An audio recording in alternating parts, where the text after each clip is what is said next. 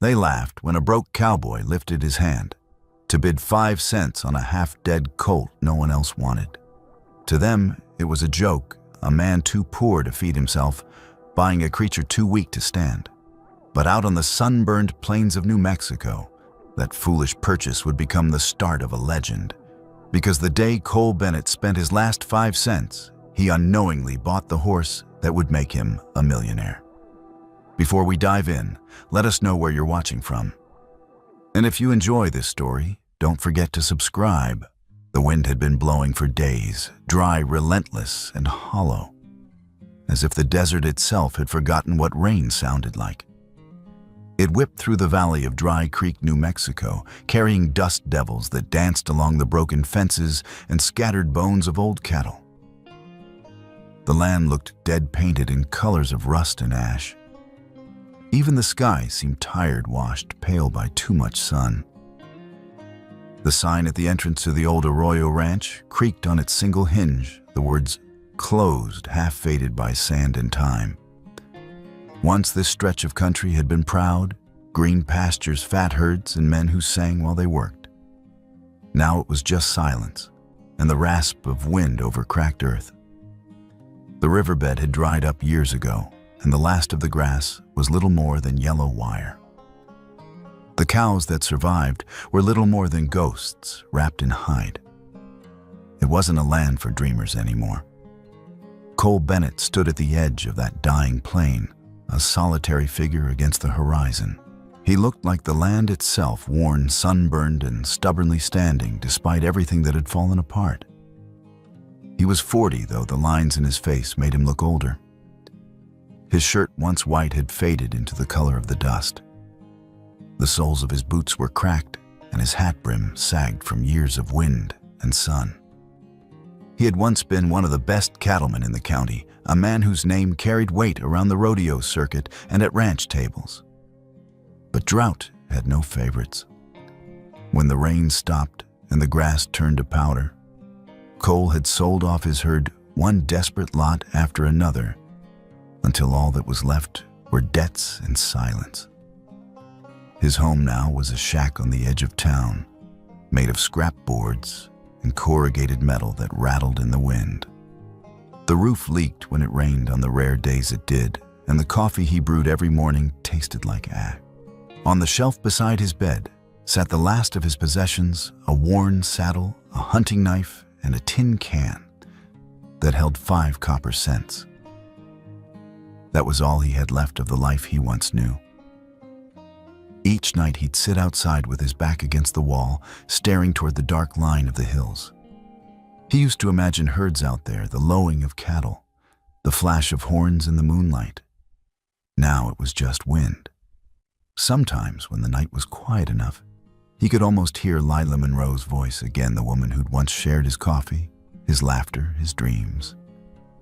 "You can't live on hope, Cole," she had said the day she left. "You keep chasing miracles in the dirt. I can't keep waiting for one to show up." He hadn't blamed her. The desert could break anything soft, and love was softer than most things. Still, he hadn't left. Pride, or maybe something harder, kept him rooted there. A cowboy didn't walk away. On a Saturday morning, with the sun already glaring off the highway, Cole found himself driving toward Santa Rosa, a small ranching town about 10 miles east. He told himself it was just to pass the time, maybe get some feed for his old mare if he could find it cheap.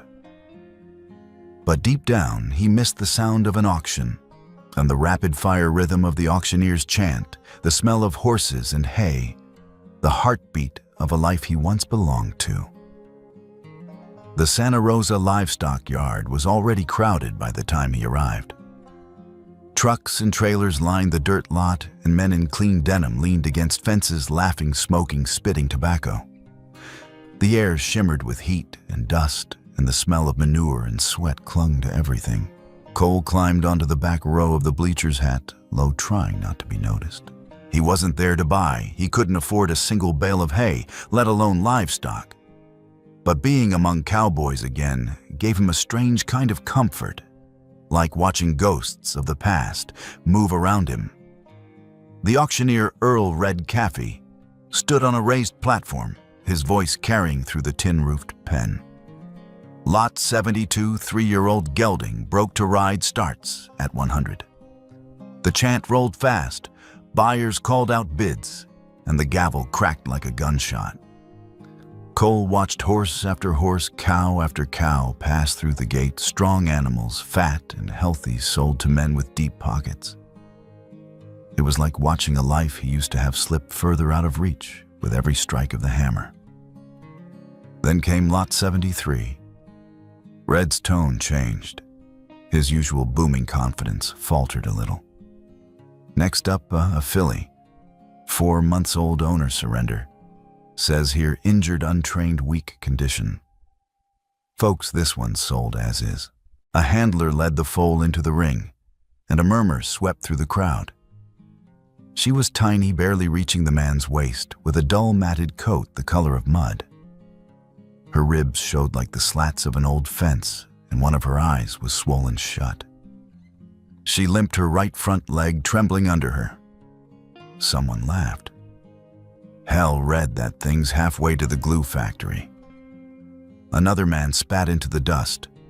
The saddle's probably worth more than that horse. Red tried to keep it light. All right then, who'll give me $20? No, 10. Come on now, 5. Silence. People shifted in their seats, already looking at their phones, waiting for the next lot. $1. Red tried again, voice falling flat. Nothing. Finally, he sighed, tapping the microphone. All right, 50 cents. Someone give me 50 cents and she's yours, otherwise she's going straight to the killers. The crowd didn't even laugh this time. It was just awkward. No one wanted to be the fool. Cole was about to look away when the filly lifted her head. Even half blind and half starved, there was something in her stance, defiance maybe, or pride. She didn't cower, didn't tremble the way broken animals usually did. She looked at the crowd like she was daring them to look back. And then her one good eye found him. For reasons he couldn't explain, Cole felt a jolt like lightning down his spine. He saw himself in her ruined, tired, but still standing. His hand rose before his mind caught up. I'll take her. 5 cents. The crowd burst into laughter. Red blinked, startled, then smirked. Sold to the gentleman in the back. 5 cents for the filly. Nobody wanted applause mixed with jeers. Someone shouted, hope she don't die before he gets her home. Cole ignored them walking down from the bleachers. He reached the ring, took the lead rope from the handler, and ran a hand down the filly's neck. Her skin was warm, shaking under his touch, but she didn't flinch. She just breathed slow, steady, like she'd been waiting for this moment. Up close, she looked even worse, her coat caked with dried mud, her ribs too sharp. But in her eye, there was still a spark, a flicker that refused to go out. Come on, girl, he murmured, leading her toward his truck. Let's go find out what 5 cents can buy us. The heat outside was brutal, the kind that made the air ripple. Cole led the filly across the yard while people watched, shaking their heads. Some laughed, others pitied him. He didn't care. At his truck, he opened the small trailer, spreading what little hay he had left into a makeshift bed. The filly hesitated, then stepped inside, trembling but willing. Cole shut the latch gently. He glanced back toward the auction ring, men still bidding, Red's voice booming again, as if nothing had happened. Then he looked at the filly, who stared at him through the slats, her good eye bright despite everything. He climbed into the driver's seat at the old truck, coughing to life. The fuel gauge hovered near empty, but he didn't worry about that either. As he pulled out of the lot, the sun dropped low, turning the desert gold and blood red. The road stretched endlessly ahead, shimmering like a mirage. The filly shuffled in the trailer, and Cole said softly, "Guess it's you and me now, huh?" A gust of wind swept across the plain, carrying dust that glowed in the dying light.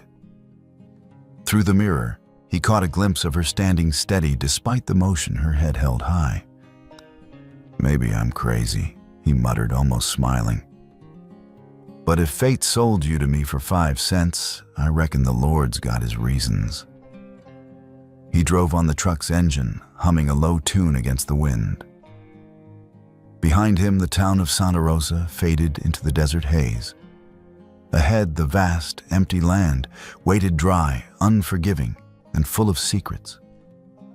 And somewhere in that stretch of dust and silence, destiny had just changed its course. The cowboy and the 5-cent horse disappeared down the dirt road, 2 silhouettes moving through the wind, one man, one creature, and a story that was only just beginning. By the time Cole Bennett pulled into Dry Creek, the sun had slipped behind the low hills, and the desert was cooling from gold to iron. The shack where he lived leaned against the wind, like an old drunk tin roof, bent wooden walls warped from years of heat and sand. The smell of dry timber horse sweat and old hay hung in the still air. He parked the truck beside the corral and opened the trailer. The little gray filly stood trembling, head-low, ribs showing like the rungs of a washboard. When she tried to step down, her legs buckled slightly. "Easy now," Cole said softly, placing a hand on her neck. Her skin flinched under his touch, but she didn't pull away. He led her inside into the small stall that had once belonged to his last horse. The floor was nothing but packed dirt and scattered straw. Cole took an old bucket, filled it with warm water from the kettle, and mixed in a pinch of salt. Then he knelt beside her, washing the crusted wounds on her legs. The water turned brown as it dripped onto the ground. He opened a tin of ointment, something left over from years back, and dabbed the greasy mix onto the sores. His hands shook as he worked, not from fear, but from a quiet desperation, the need to do something right, for once. When he was done, he looked around. There was no proper feed left, only a handful of dry hay, and the heel of the bread he hadn't finished that morning. He broke the bread in half and placed one piece in front of the filly.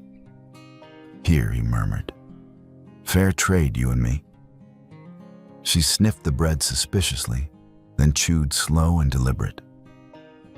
The sound of her eating filled the silence like a prayer. Cole leaned against the wall, exhaling through his nose. "If you're still breathing come morning," he said quietly, "I'll call it a damn miracle."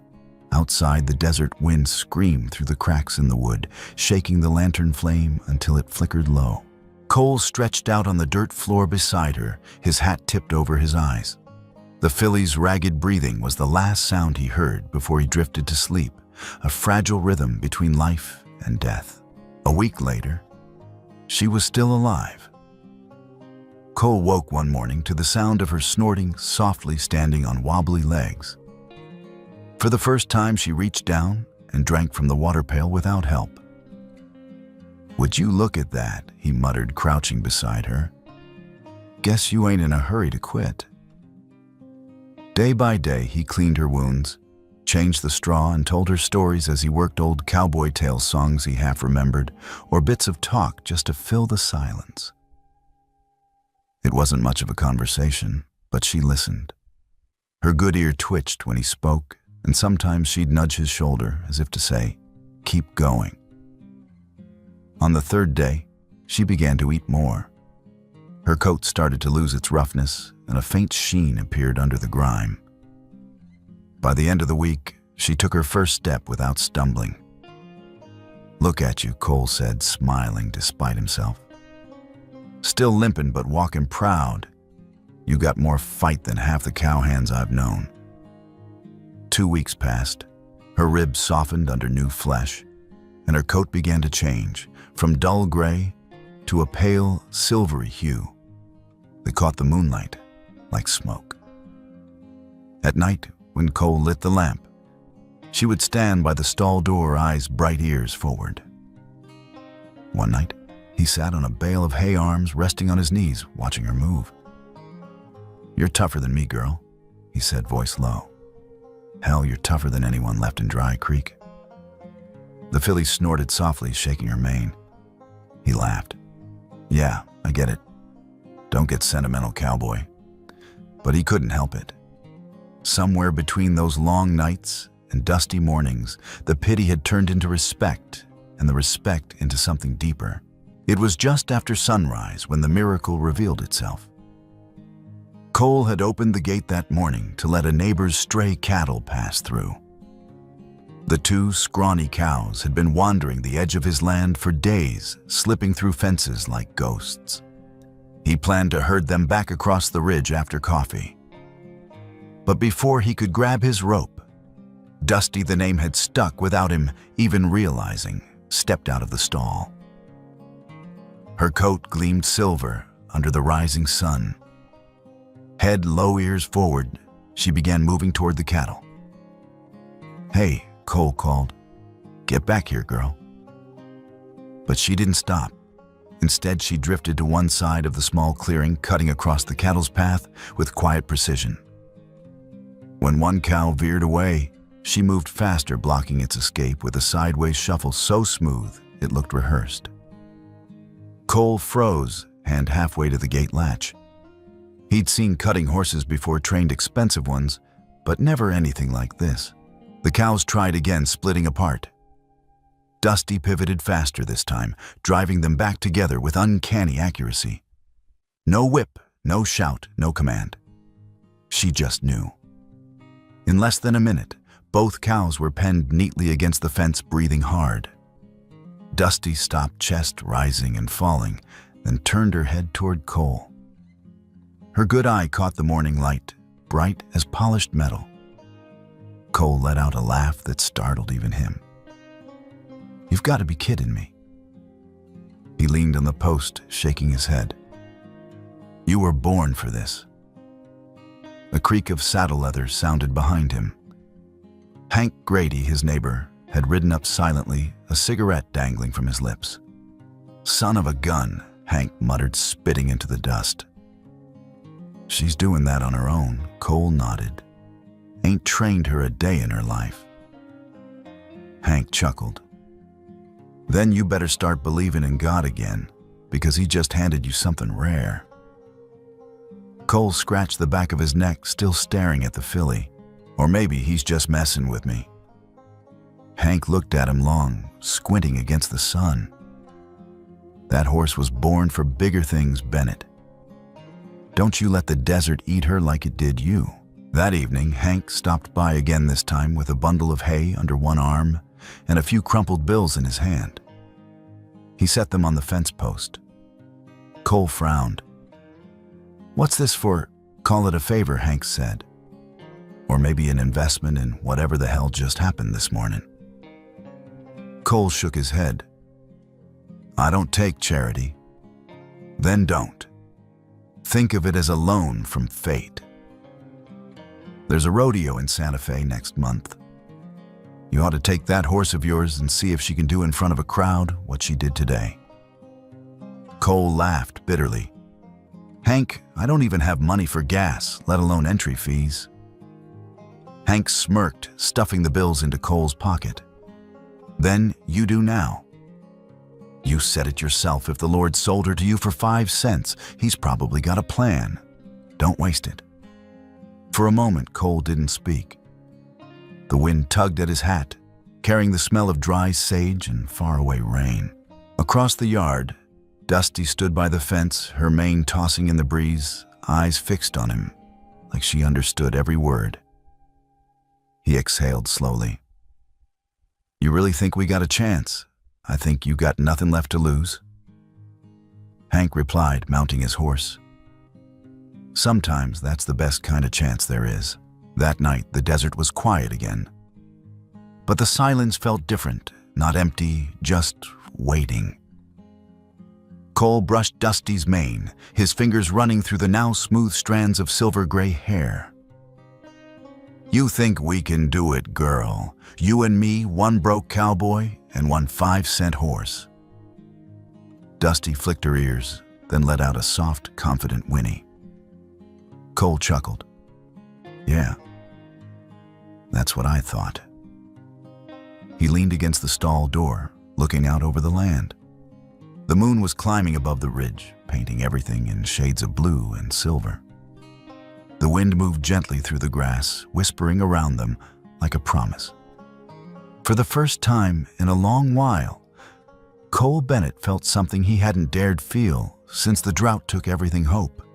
Two silhouettes stood beneath the desert moon, a weary man and a young horse bound together by chance or fate or something bigger. And though neither of them knew it yet, that night marked the beginning of a journey that would change both their lives and maybe the legend of Dry Creek itself forever. The road to Santa Fe was long, dry, and endless, a ribbon of cracked asphalt stretching through a sea of red dust and sagebrush. Cole Bennett drove in silence, one hand on the wheel and the other occasionally reaching back to check the small trailer hitched behind the rusted truck. Inside, Dusty shifted her weight, calm and steady despite the miles. It was early autumn. The air had softened, carrying a hint of coolness beneath the sun's burn. By the time Cole reached the county fairgrounds, banners were already snapping in the breeze. The Santa Fe County Fair was in full swing, flags, flying country music, echoing from loudspeakers' laughter, and the scent of fried dough thick in the air. Cowboys from across the Southwest strutted around in polished boots and pressed shirts. Their saddles gleamed with silver trim. Their horses were sleek, muscled bred for glory. Cole's truck looked like it had crawled out of another century, and the little gray mare tied behind it seemed laughably out of place. As he led Dusty toward the practice pen, conversations hushed and then rose into mocking whispers. "Is that the 5-cent horse?" someone said, half amused. "Poor bastard must be desperate," another replied. A third voice chuckled. "He'll be lucky if she makes it out of the gate." Cole ignored them. He adjusted the cinch on his weathered saddle, brushed the dust from Dusty's mane, and whispered, "We don't need them to believe girl. We just do what we do." When the announcer's voice cracked through the speakers, "Next up, Cole Bennett, Dry Creek, New Mexico," a few laughs rolled through the bleachers. Cole took a deep breath, guided Dusty into the holding pen, and waited for the gate. The sun sliced through the rising dust, painting the world in gold and red. Then the gate swung open. Dusty shot forward smooth and fast, her hooves kicking up clouds as if she'd been born from the desert itself. She moved like water flowing, bending, never breaking. The first steer bolted to the side, and she pivoted before Cole could even think, cutting it off with a precision that drew gasps. He gripped the reins not to command, but to hang on. Dusty wasn't following him. She was leading, reading the cattle with an instinct older than any training. Every turn was seamless, every stop exact. The crowd, once loud and dismissive, fell silent. Cole's heartbeat matched her rhythm, dust, breath muscle will. It wasn't man and horse. It was something beyond that, a conversation without words. Then the whistle blew. The pen went still. For a heartbeat, nobody moved. Then came the sound applause, wild and sudden, echoing off the bleachers like thunder.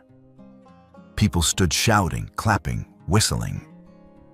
Cole sat frozen for a second, trying to understand what had just happened. Dusty tossed her head, breathing hard, eyes bright and alive. When he dismounted, a man in a tailored vest was waiting at the gate. Jackson Ward, the wealthy owner of one of the biggest livestock feed companies in New Mexico. His smile was wide, his handshake firm. "Son," Ward said, "you and that horse just made this entire place forget how to breathe. I want to sponsor you both, gear, travel, entry fees, whatever it takes." "You up for that?" Cole blinked, still catching his breath. "I don't have much to offer back, sir, except my word we'll give it everything we've got." "That's all I need," Ward said, grinning. "Sometimes that's the only thing worth a damn." That night, under a lantern's glow in a small stable, Cole sat beside Dusty, brushing her mane. "We did it, girl," he whispered. "You and me, the 5-cent miracle." Dusty leaned her head against his shoulder, and for the first time in years, Cole allowed himself to believe he wasn't just surviving anymore. He was starting to live again. The months that followed turned into a whirlwind of dirt roads and rodeo lights. Under Ward's sponsorship, Cole and Dusty traveled across Texas, Oklahoma, and Nevada, entering every major cutting competition they could find. Each town greeted them the same way: laughter first, disbelief second. Then Dusty stepped into the arena, and the laughter always stopped.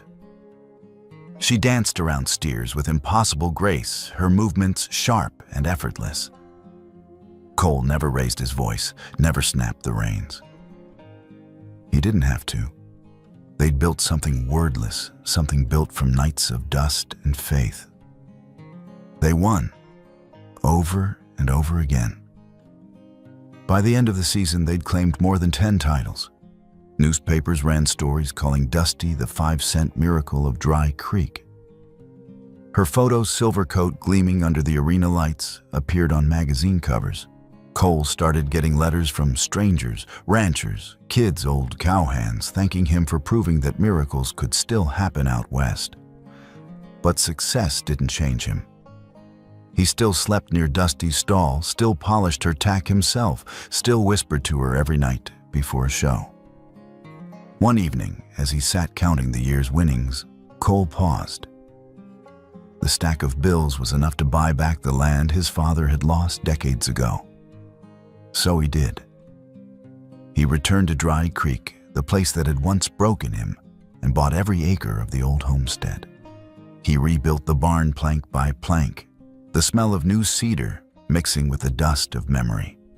When it was done, he hung a handmade sign above the gate, "Nickel Ranch, where faith found a horse." He stood back, hat in hand, eyes stinging from the wind. "If you could see this, Pa," he whispered, "you'd know 5 cents can go a hell of a long way." It was a quiet afternoon when Rebecca Lane, the local vet, came by for a routine check on Dusty. She'd been helping with vaccinations and blood work for months, but that day something made her stop mid-exam. "Mr. Bennett," she said slowly, eyes widening as she read the test screen. "This can't be right." Cole frowned. "What's wrong?" She looked up at him, then back at Dusty. "Your mare's genetics. They're identical to the Blue Smoke bloodline." He blinked. Blue Smoke, that old legend? That line's been gone for 30 years. Rebecca nodded. "That's what I thought too. But look at this bone density, muscle pattern, reflex response. And the DNA marker is exact. If I didn't know better, I'd say you're looking at the last descendant of the greatest cutting horses in the West." She sent samples for confirmation. 2 weeks later, the results came back. Dusty was a direct descendant of Blue Smoke, a bloodline thought to have vanished with time. The story spread like wildfire. Newspapers, breeders, and investors flooded Nickel Ranch with calls. Offers came in hundreds of thousands at first, then millions to buy Dusty outright or secure breeding rights. Cole watched the chaos unfold from his porch letters and voicemails piling up like fallen leaves. Pride filled him, yes, but so did unease. The same world that had once laughed at a 5-cent horse was now trying to put a price tag on her soul. One evening, a familiar truck rolled down the dirt road. Jackson Ward stepped out, holding a folder thick with contracts. His expression was calm, but his tone was firm.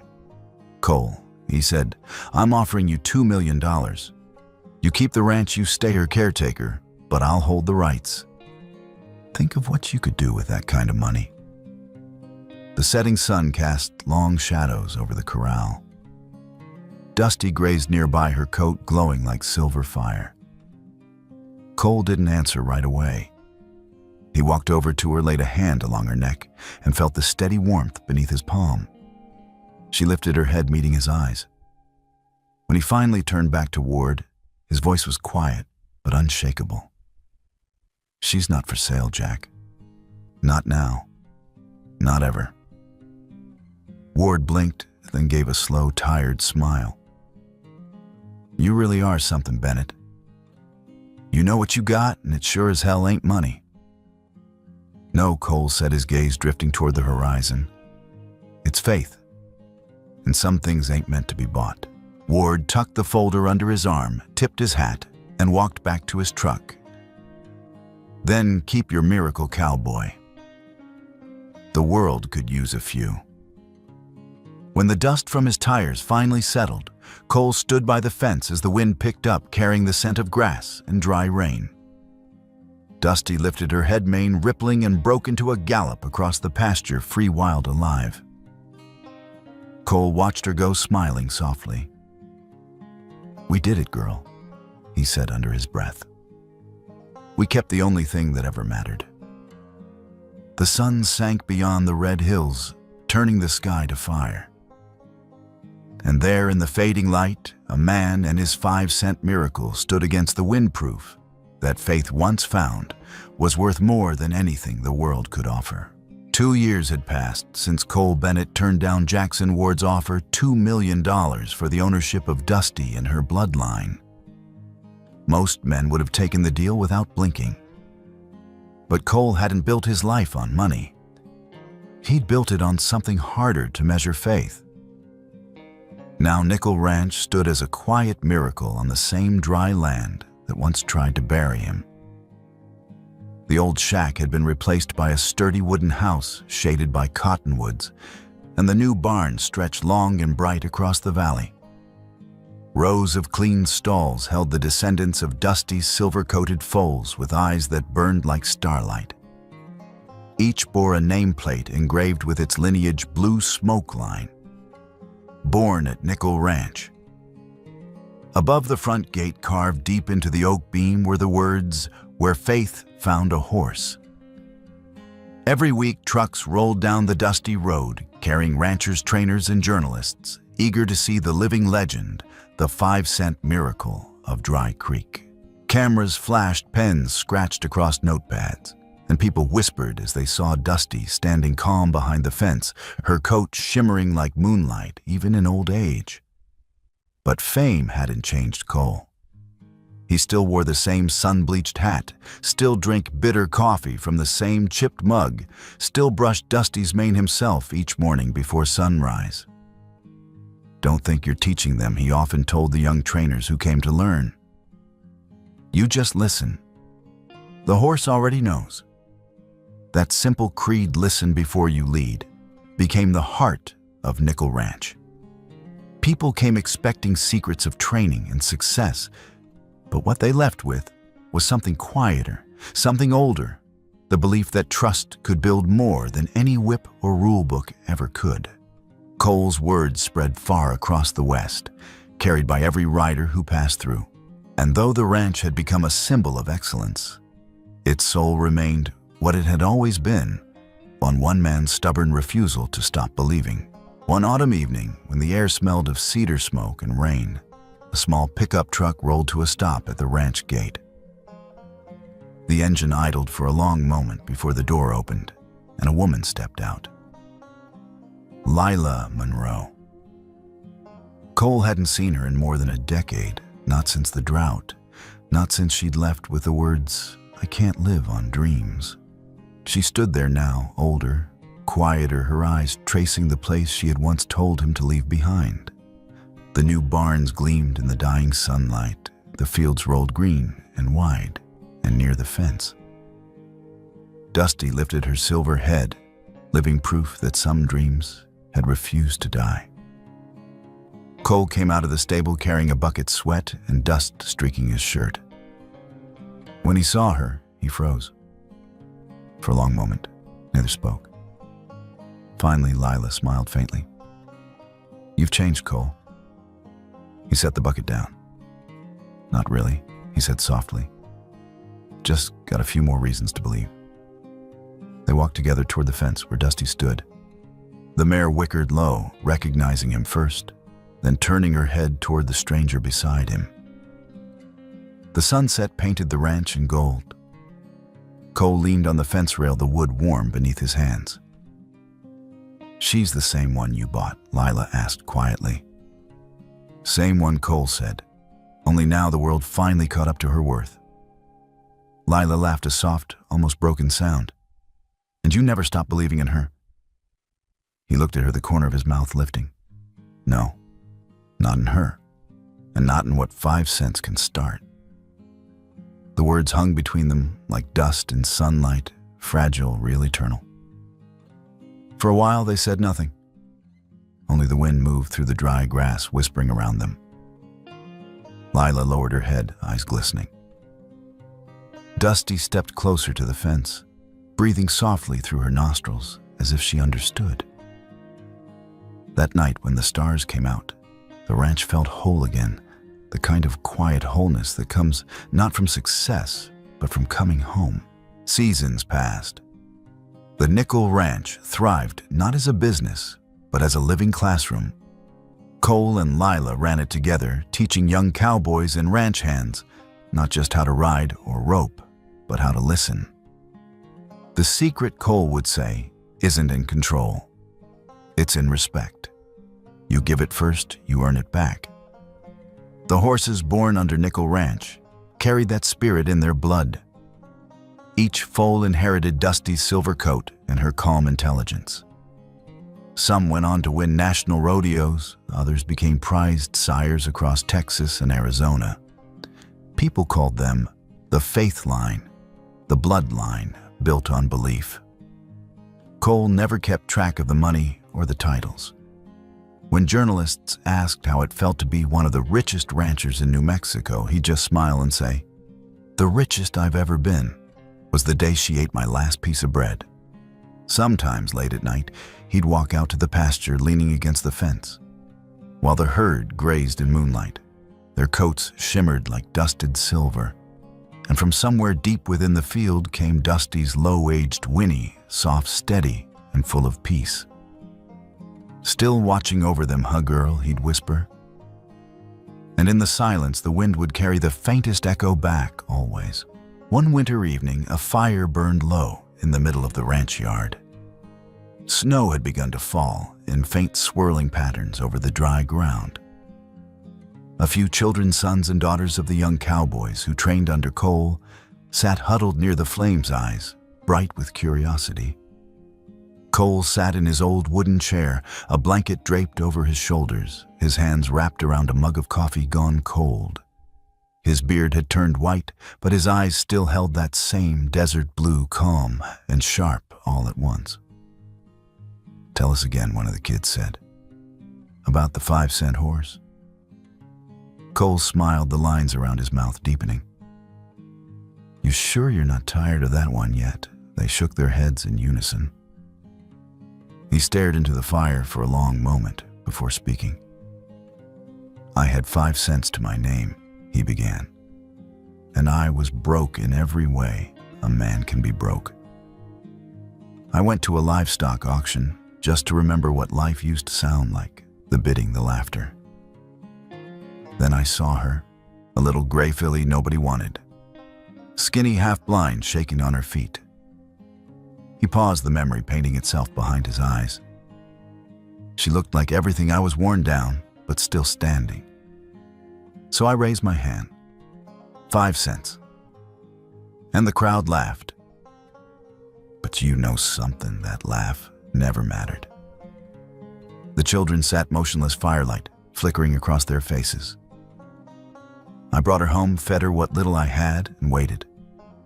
And somehow, she waited with me. She didn't just live, she showed me how to. He leaned back, his voice dropping to a whisper. "They say you can't buy hope. But out in Dry Creek, a man did. For 5 cents. The wind moved through the valley, then carrying the faintest sound, a soft, tired whinny from the pasture.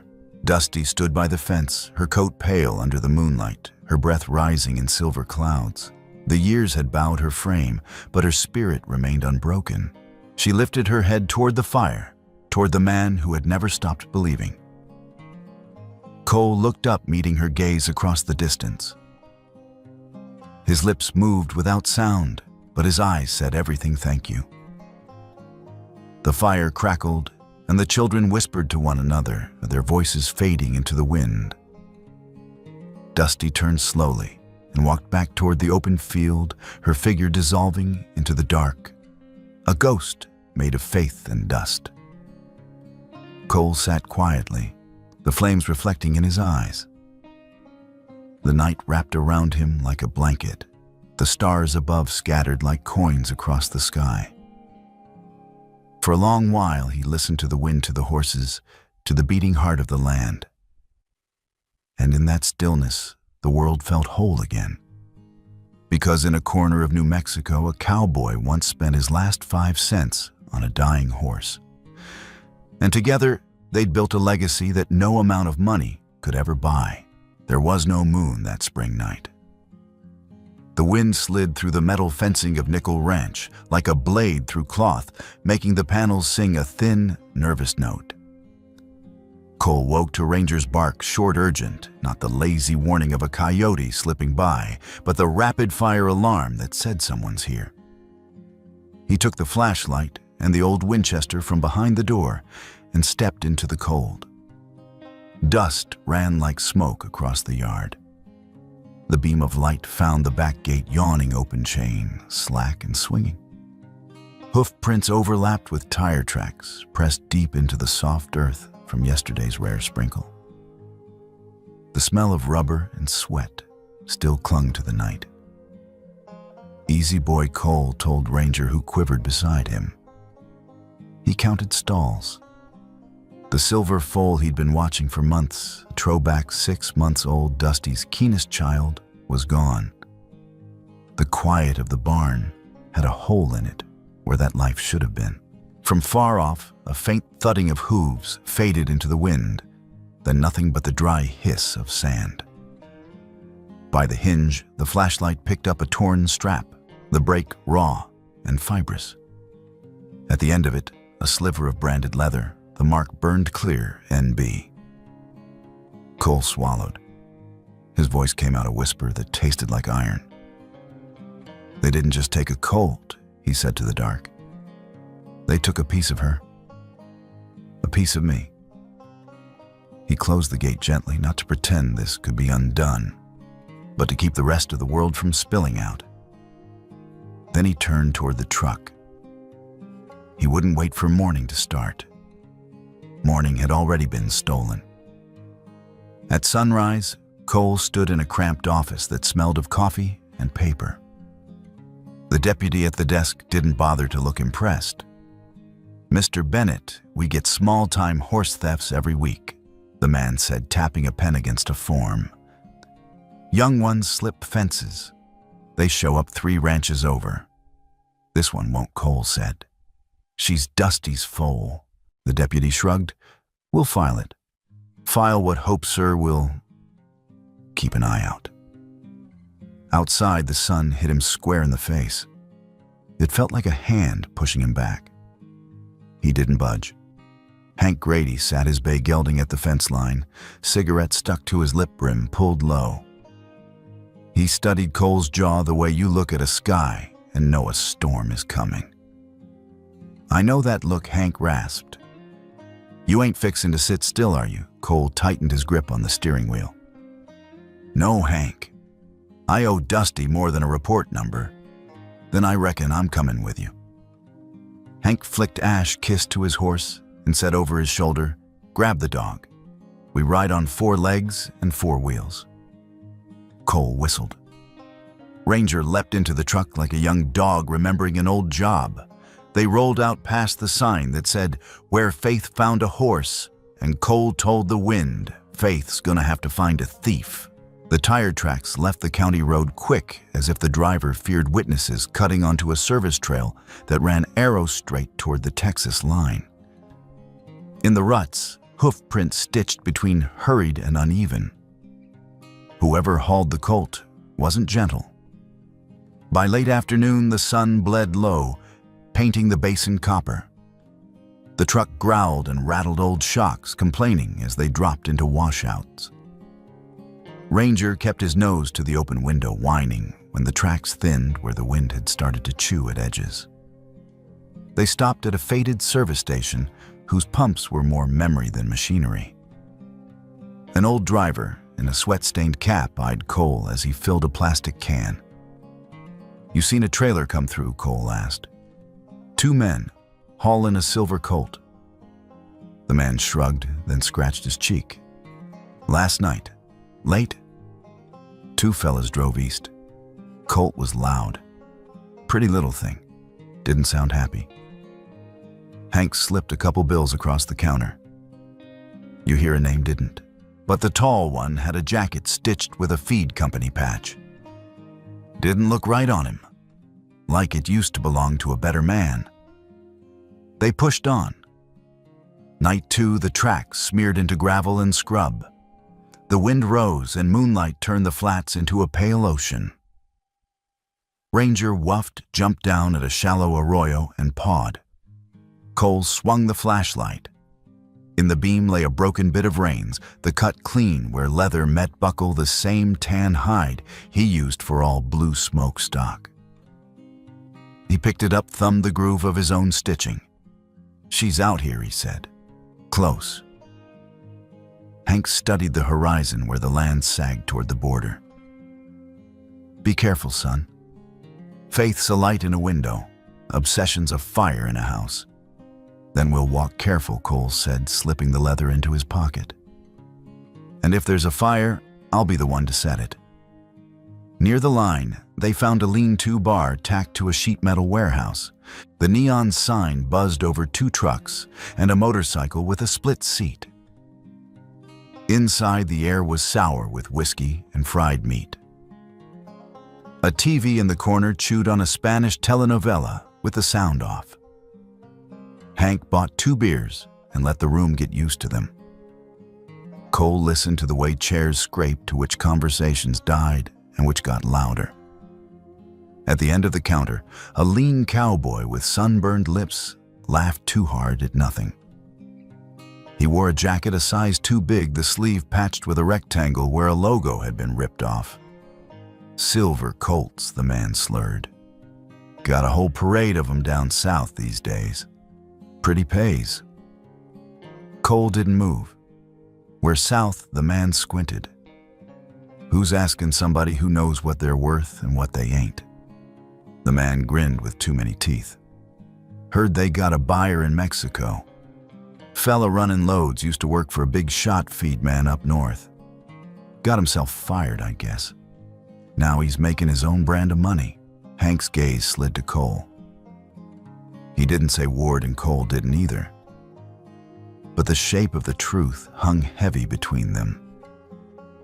It wasn't Ward he pictured, it was the kind of man Ward once trusted. The kind who knew the bloodline, the value, the roots. Cole stood chair legs scraping. He looked south where the road turned to dark. "If they take her across," he said, voice low as gravel, "I'll bring her back. Even if I have to walk through fire to do it." Ranger's ears pricked.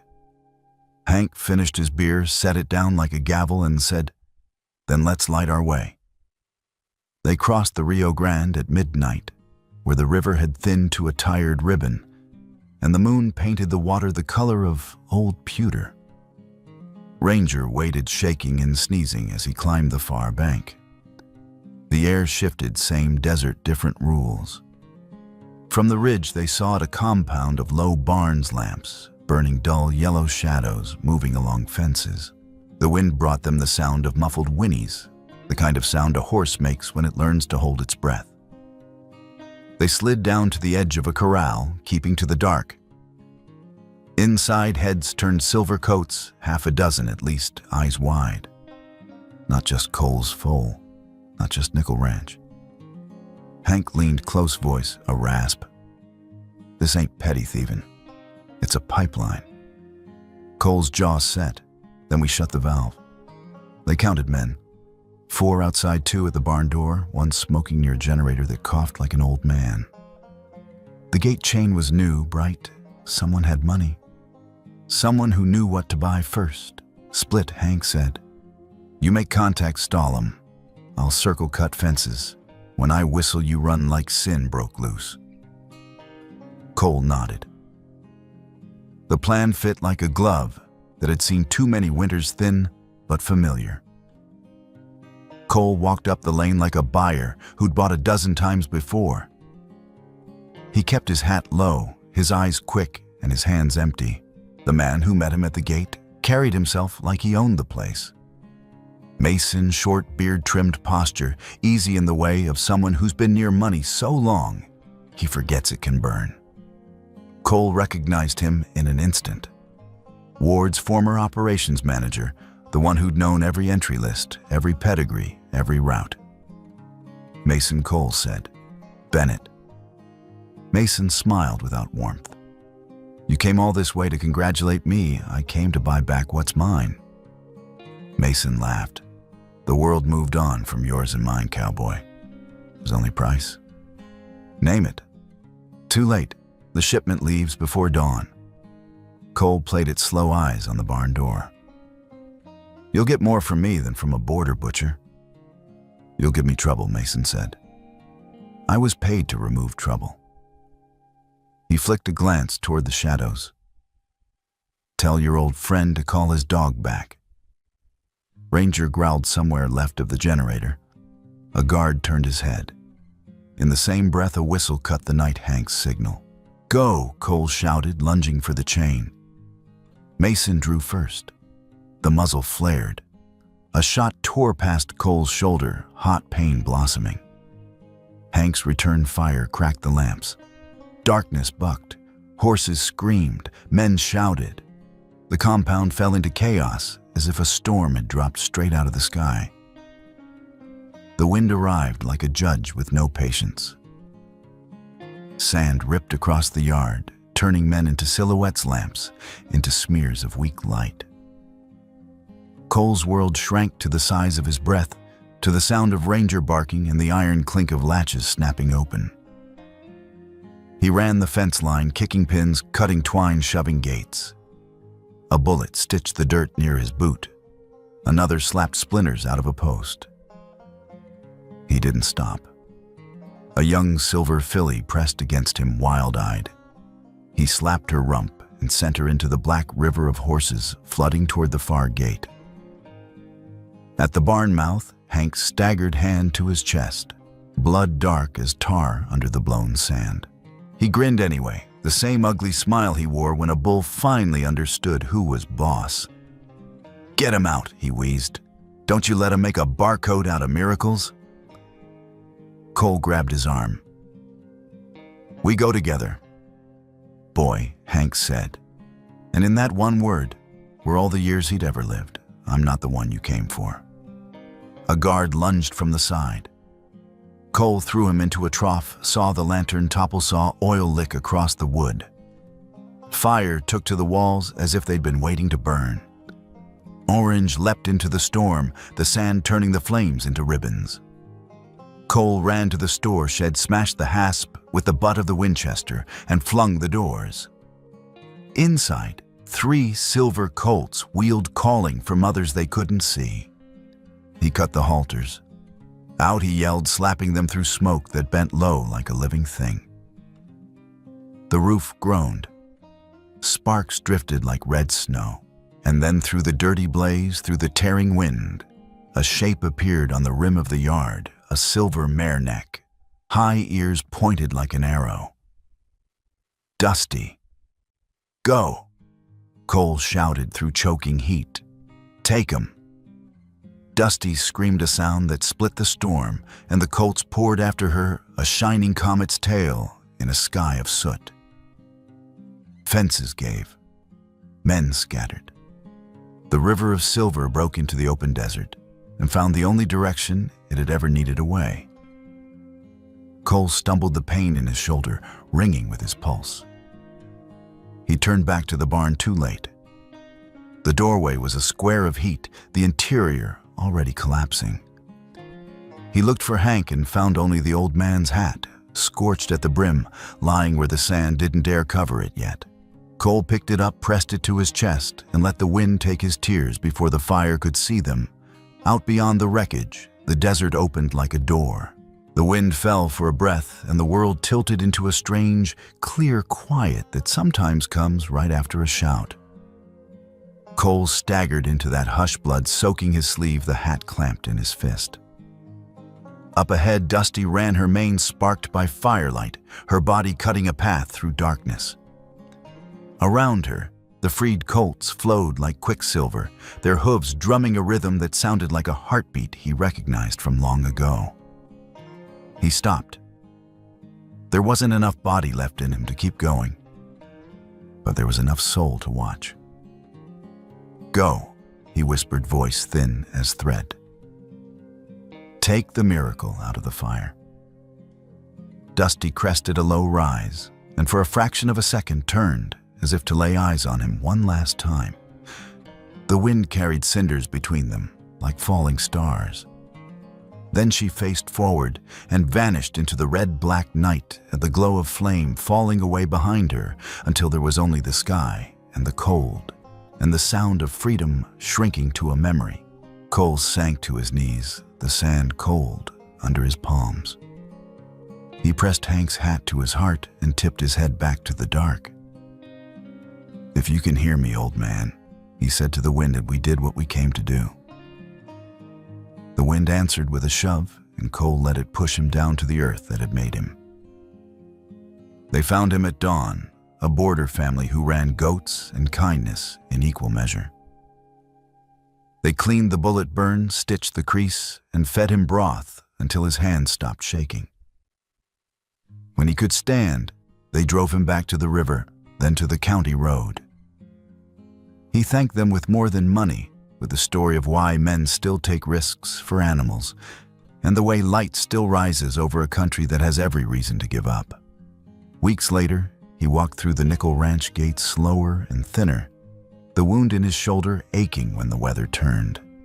Rangers sprinted ahead baying, then circled back to nudge Cole's leg, as if to say, "I kept it safe." The ranch looked the same. Fences, straight barns, true, but its sound was different, like a song missing a harmony. They buried Hank Grady under the old oak the first cool day of fall. The whole county came, the ones who'd learned from him, fought with him, borrowed from him, cursed him, loved him. Cole carved the marker himself and burned the letters with a hot iron. He believed in faith. Cole set Hank's hat at the foot of the tree. He sat there until the sun slid through the branches and painted the dirt in coins of light. "You kept your word," he said finally. "Now it's my turn." The wind moved through the oak. It sounded for a second like an old man's chuckle. News about the fire across the border rode the wires like a dust storm. Some told it as a rescue, others told it as a crime. Federal questions followed state ones, and microphones followed the questions. Cole answered what he could and refused what he wouldn't. He didn't tell stories to men who didn't know the difference between a halter and a bridle. One afternoon, with thunderheads rising over the western ridge, a black sedan rolled to a stop at the gate. Jackson Ward stepped out in a dark suit that fit like a verdict. He stood a long time under the archway, where the words still read, "Where faith found a horse." And when he finally walked in, his shoes picked up the red of the road. Cole Ward said, "You're making this hard for everyone." Everyone who Cole asked. The breeders, the sponsors, the people who keep the blue smoke name clean. Ward's mouth tightened. "After what happened down there, I'm moving to consolidate the line. Trademark registry the works. If you want this to survive, it needs order. It needs protection. From men like you." Cole laughed, once short and tired. "And by protection, you mean ownership." "I mean control," Ward said, the word soft and deadly. "You can keep your dignity if it pleases you. I'll keep the brand safe from your theatrics." Cole's eyes drifted over Ward's shoulder to the pasture where Dusty stood older, now sway-backed but certain as a sunrise. That mare didn't put a brand on this land, Cole said. She put a soul in it. Ward's expression didn't change. What you call soul markets call volatility. What you call market, I call a living thing. They stood a breath apart, two ways of seeing the same miracle. Lightning stitched the far hills. Ward smoothed his tie. You'll lose everything, he said. I already lost the thing I couldn't afford to lose, Cole answered. And I'm still here. The storm broke then with a first coin of rain, darkening the dust between their boots. Ward turned and left, without another word, the sedan bleeding water as it slid back onto the highway. Winter came mean and straight, the kind that made metal burn to the touch, and breath smoke like confession. Dusty slowed. Her steps grew delicate as if each foot had to remember the ground before it trusted it. Yet every time Cole whistled, she made her way to the fence, ears pricked, eye bright with that same impossible stubbornness. The storm that ended it started with a sky smashed to slate. Wind hunted through the barns, doors shuddered against their latches. Cole lay awake until the roof sang and then pulled on his coat and stepped into a night full of white fire. He heard it before he saw it, Dusty's call, urgent and raw. He ran snow beating his face, lantern hammering against his thigh. In the foaling stall, Dusty stood blown with effort, flanks heaving, eyes turned to him, as if he were the only thing left that could hold the world together. I'm here, girl, he said, hand on her neck, feeling the heat of her life through winter's iron. I'm right here. The contraction took her whole body. She braced. The old bones remembered what to do. Cole cleaned what needed cleaning, guided where guiding mattered, whispered every prayer he knew, and a few he invented on the spot.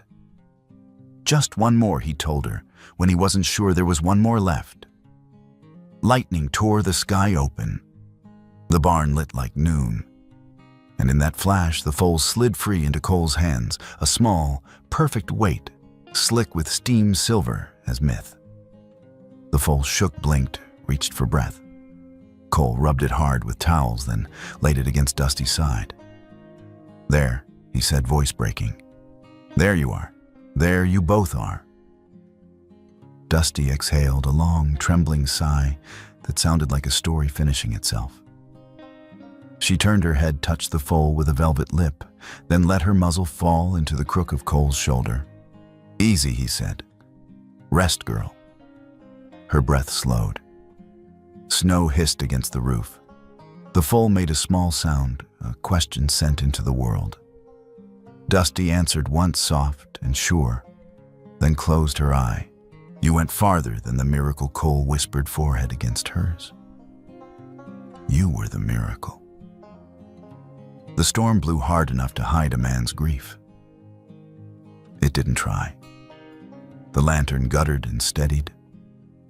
Cole sat there a long time in the clean straw, one hand on the mare who had remade his life, the other on the newborn who would carry it forward. When dawn finally found the edges of the barn, it discovered three shapes, a man, a legend, and a beginning lit by a light that storms can't touch. Morning came slow over Nickel Ranch, the same way it always had, first light spilling over the red mesas, catching in the dew along the fence line, then stretching across the corrals where a dozen young voices rose with the sound of saddles and hooves. Years had passed since the night the storm took Dusty and left the foal behind. The world had changed asphalt where there used to be dirt cell towers, where there used to be cottonwoods. But out here, time still bent to the rhythm of wind and hoofbeats. Cole Bennett moved slower now. His shoulders had bent with the years, and his hair had gone the color of the horses he'd raised. Yet every dawn before the sun fully climbed, he made his walk to the barn, a cane in one hand and a thermos of coffee in the other. The young trainers always offered to help, but he waved them off with a grin. Old habits, he'd say, and I ain't ready to give 'em up yet. Inside the barn, the air smelled of hay and cedar oil. The last of the blue smoke line stood waiting, a mare of silver ash, with muscles that caught the light and eyes bright as water. She was called Silver Dust, Dusty's final gift to the world.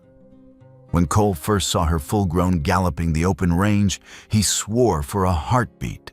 He saw Dusty herself again, the same fire in her stride, the same defiance against the wind. The locals called her the ghost of the plains. Cole just called her Girl. The ranch was different now, but it thrived. The barns had been rebuilt bigger, the training grounds expanded. Yet what truly set it apart wasn't money or bloodline. It was the creed Cole had carved into the heart of every lesson: faith and respect. That's how you start with nothing and end up with everything. And so Nickel Ranch became more than land. It became a school, a place where young riders came from all across the Southwest to learn the old way, to feel, not force. They learned to listen before they spoke, to wait before they acted, to trust before they commanded. Every so often, Cole would watch them from the porch, the wind tugging at his worn jacket. And when he saw a rider finally move in rhythm with a horse, when trust, not control, took over, he'd nod to himself and whisper, "That's it. That's the way." That autumn, on a night when the wind blew dry and restless, Lila Monroe decided it was time for remembrance. She gathered the ranch hands, the students, the townsfolk, who owed pieces of their stories to Nickel Ranch. As the sun sank, they hung oil lanterns along the main fence, dozens of them, until the whole pasture shimmered with golden light. From a distance, it looked as though the stars themselves had fallen to earth and caught on the barbed wire. The air was still heavy with the smell of sage and smoke. Silver Dust stood at the gate, ears forward, watching as the crowd gathered. Cole sat near the old oak tree where Hank Grady was buried, his hat in his hands, the light from the lanterns flickering across the deep lines of his face. He didn't say much that night. He didn't need to. When someone asked if he'd like to say a few words, he lifted his gaze toward the sky, a wide, dark ocean pricked with stars, and said quietly, "They never left. Hank, Dusty, they just changed shape." His voice cracked slightly, but he smiled as he went on.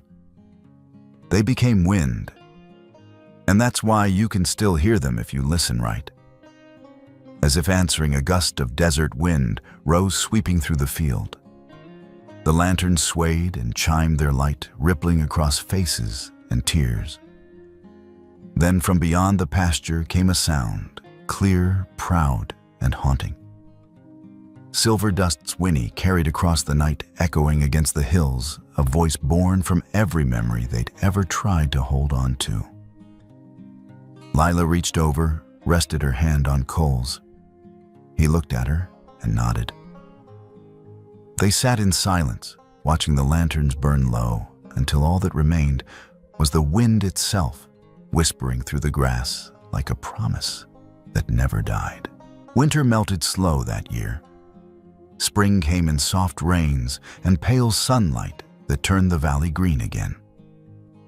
And with it came another ritual, one that belonged only to Cole. Each week, the children of the ranch hands and students would gather on the porch of the old bunkhouse where Cole sat in his wooden chair, wrapped in a blanket that had once belonged to Hank. The kids brought cookies, apples, sometimes just questions. Cole always brought stories. "Tell us about the 5-cent horse," they'd beg. He'd chuckle, sip his coffee, and lean forward. "You sure you can stand to hear it again?" They always nodded, eyes wide, ready to be taken back. And so he would begin. "It was a long time ago," he'd say. "Dust everywhere. The kind of dust that gets in your bones. I had 5 cents to my name and nothing else worth keeping. Then I saw her, a little filly no one wanted, half blind and shaking." He paused there, every time his eyes drifting toward the field. "I didn't buy her because I saw greatness. I bought her because I saw myself. Both of us a little broken, both of us still standing, The children leaned forward, hanging on every word. She didn't just live, Cole continued. She believed first. Believed before there was reason to. And that's what saved us both. He smiled, slow and tired, but full of warmth. You see, kids' miracles don't come to the strong. They come to the ones who still believe when they shouldn't. When the world says, give up, that's when you listen to the wind instead. The youngest girl, freckles bright under her hat, always asked the same question. Did the miracle end when Dusty died? Cole looked out over the paddocks where silver dust was running mane, flashing like liquid light beneath the sun. He shook his head. No, sweetheart. A miracle don't die. It just changes form, same as Hank, same as Dusty. It becomes part of everything that moves. The children followed his gaze, their faces glowing in the morning light. Lila, sitting beside him, reached for his hand. They'll keep this story long after we're gone, she whispered. He smiled softly. That's the point, isn't it? As the years folded into one another, Nickel Ranch grew into legend. Riders came from states away just to see the place where a man and a 5-cent horse had rewritten what it meant to believe. The sign above the entrance had weathered gray, but the letters still stood bold, where faith found a horse. Each morning, the sound of hooves filled the valley, not loud or fierce, but steady like a heartbeat that refused to fade. Cole no longer rode, but sometimes on quiet days they'd saddle Silver Dust and bring her to the porch. She would lower her head, and he'd rest his forehead against hers, feeling her breath against his skin. You still carry her in you, don't you? He'd murmur. Good girl. Keep running when I can't. One summer dawn, the sky broke gold over the mesas.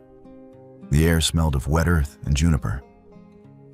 Cole sat on the porch wrapped in a blanket, his hat tipped low, the steam from his coffee curling like smoke in the wind. Lila came out beside him.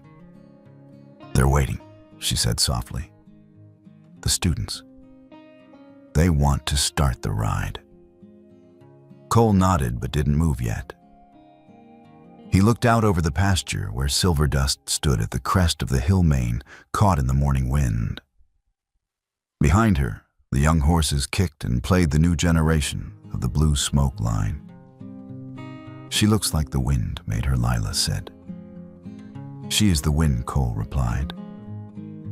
For a while they sat like that, the sun rising, slow the land glowing alive again. Then Cole took a deep breath and began speaking not to her exactly, but to everyone and everything that had carried him here. They said 5 cents couldn't buy hope, he said quietly. But out here, hope never needed more than that. The words drifted out across the valley, carried by the same breeze that had once swept through a dusty auction yard, through storms and fires and time itself. Silver Dust lifted her head and broke into a gallop. The herd followed a river of silver and gray, flashing through the light. Dust rose behind them, glowing gold in the sunrise. The children ran to the fence cheering. Lila smiled through tears. Cole leaned back, eyes half closed, letting the sound of hooves and wind wash through him. The sun climbed higher. The light spilled through the old wooden rails over the carved sign, over the faces of every soul who still believed. And when the wind came again, strong, bright, endless, it carried more than air. It carried stories. The story of a cowboy who spent his last 5 cents on a dying horse. Of a mare who carried faith farther than flesh could go. Of a ranch where miracles weren't bought or bred, they were taught one breath at a time. And as the herd disappeared over the ridge mane and dust blending with the morning sky, the wind whispered the only truth that ever mattered. Miracles don't end. They run